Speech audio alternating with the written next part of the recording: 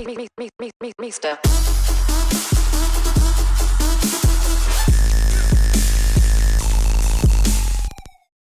Hey everyone, Miss Dempsey here. This is a guide for round 9 of the Nations Cup with a Nissan GT3.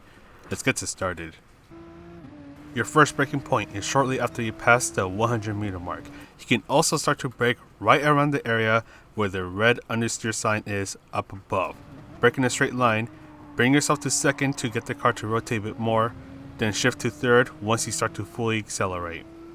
Let's fast forward through here, then look for a path on the left that's right after the 100 meter mark, as that's your braking point. Do not touch the curb on the right and very slowly start to accelerate. Then for this turn, you want to ease off on the throttle, and right after you pass that apex, you want to start to brake. Do not bring yourself to the outside as it dips out.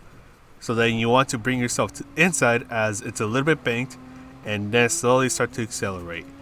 Go full throttle through here. Use the tree on the left as a turning point. Ease off the throttle to make sure you don't hit the wall, unlike me over here. And for these next two turns, all you need to do is just ease off on the throttle. You can hit a bit of the apex for these two turns. And once again, just be very careful on the throttle.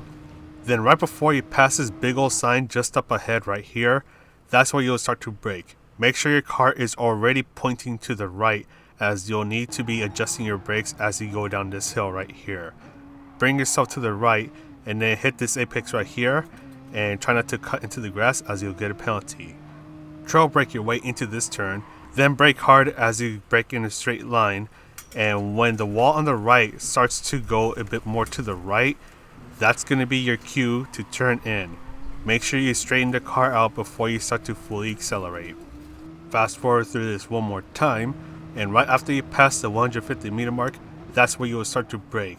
Do not hit this curb on the left, and do not hit the curb on the left as well, this one right here, as that could potentially get your car unstable. Then brake right after you pass the 100 meter mark, and treat this turn similar as to that of turn 1. Then start to fully accelerate when your car is straightened out, and you are good to go. Let's go ahead and talk about strategies. Alright, when it comes to the strategy, you don't need to pit for fuel, but you do need to pit for tires. The only question is, what kind of tire strategy do you want to go for? And I'll go through the ones that I've seen. So in this video right here, you actually see me starting off with racing soft tires in the front and racing medium tires in the back. Don't forget that racing medium tires are the required tires for this race.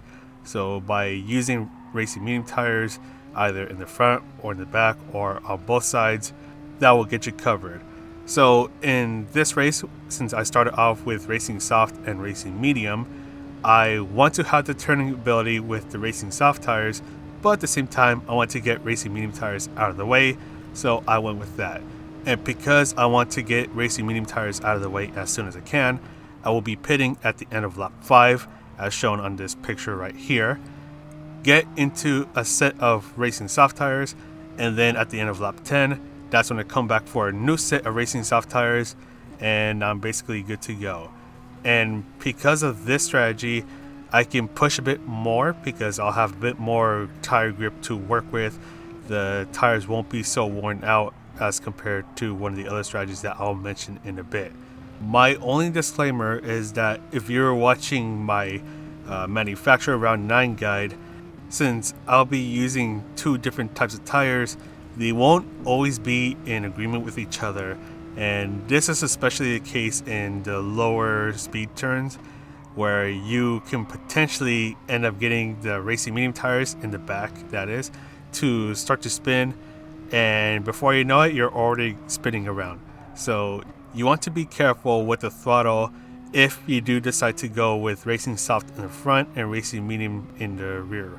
As for the second strategy, this one is a bit more straightforward, where you'll be pitting at the same time as that of the first strategy, so end of lap 5, end of lap 10, except you'll only be starting with a very specific set of tires. So you can either start with only racing soft or only racing medium tires.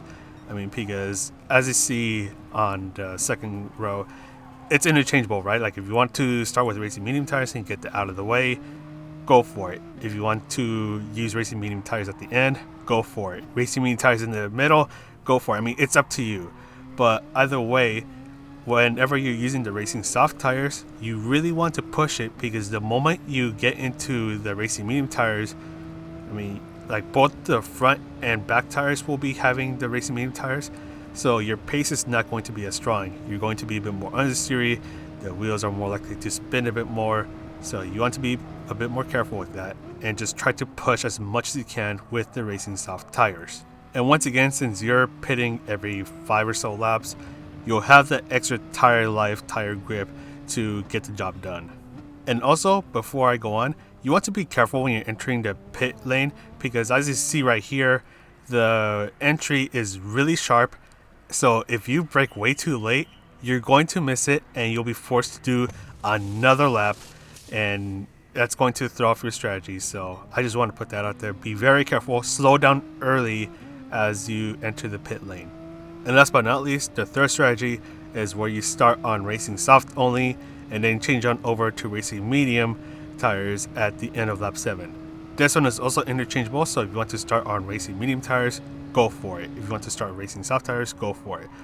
The only thing is that you're really stretching the tire life out of the racing soft tires, so your pace is going to be a bit slower compared to when they were brand new.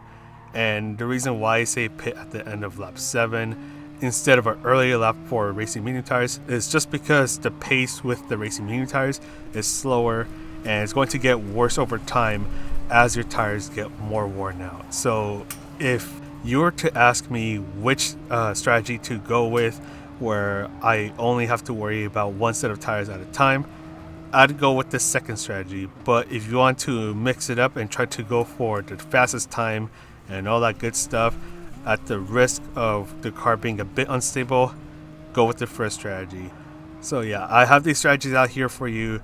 Feel free to test them out, see which one works for you, or if you found a potentially better strategy, you can mention it in the comments down below. But anyways, that is all for this guide. This one's a lot shorter than the other one. This is Mr. MCA wishing you a good race, and I'll see you in the next video.